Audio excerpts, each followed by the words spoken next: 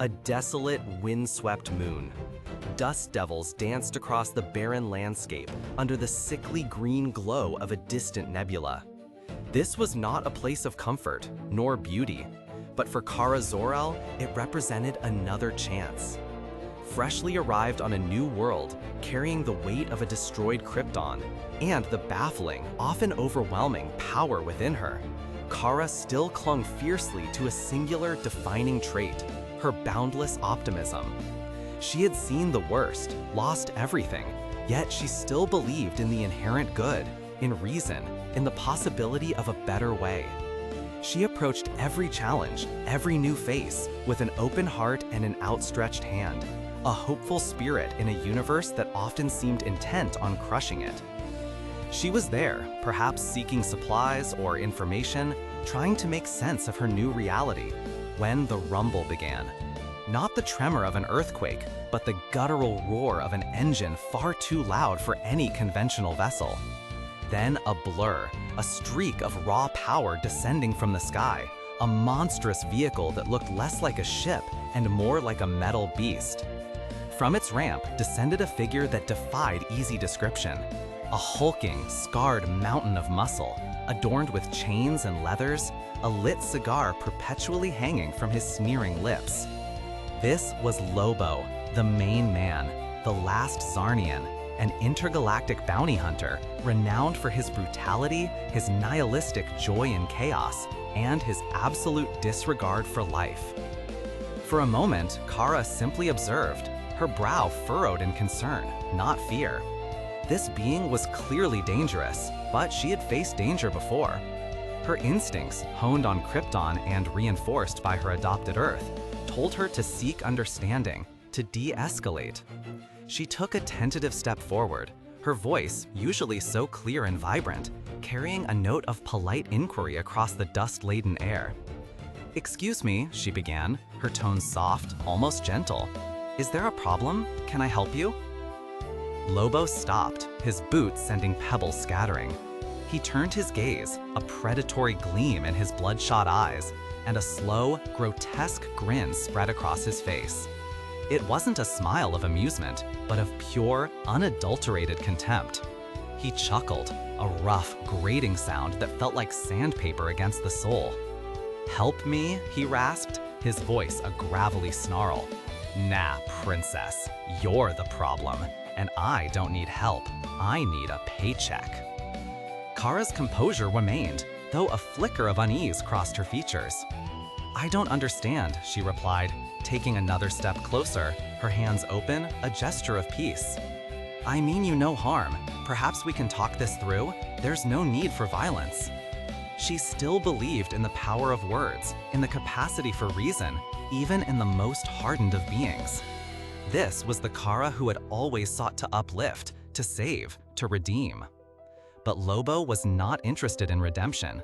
He was interested in the hunt and in the delightful spectacle of breaking something beautiful.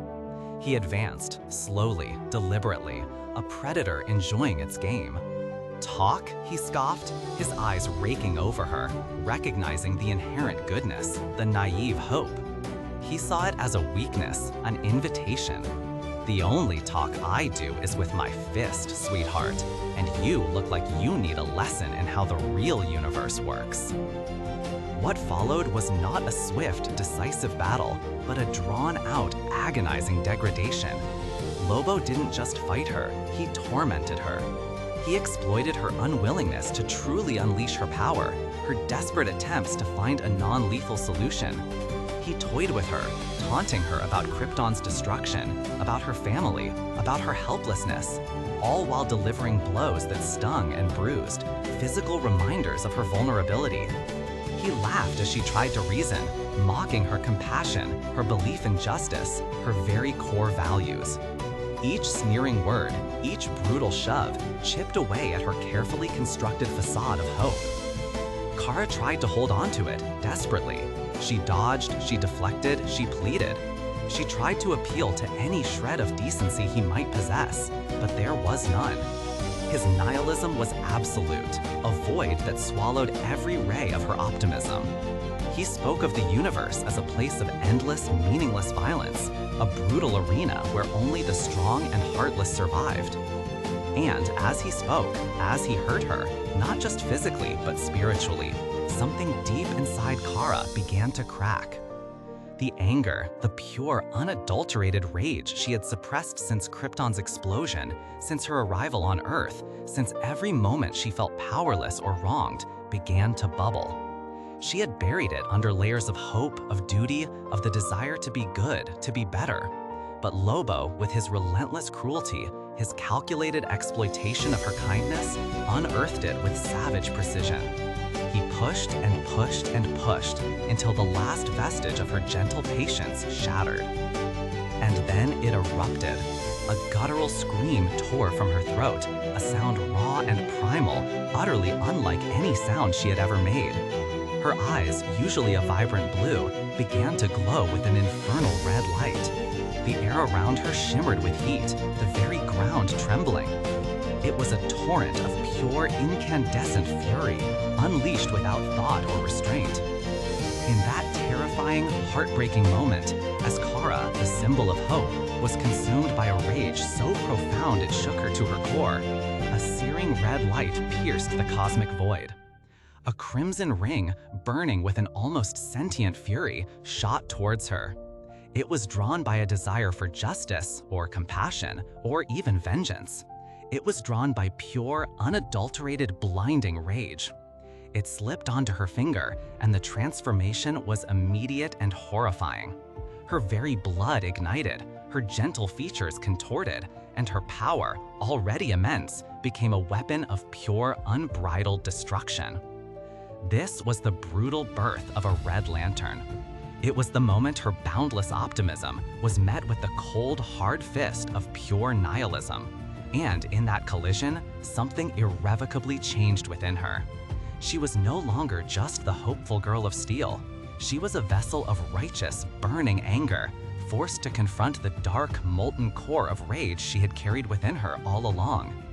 It was a lesson learned in pain and despair, a turning point that would define a new, darker, and infinitely more complex path for the Maid of Might. This harrowing encounter with Lobo didn't just wound Kara, it fundamentally reshaped her. It ripped away the comforting illusion that hope and reason could always prevail, revealing a darker truth about the universe and about the depths of her own suppressed emotions.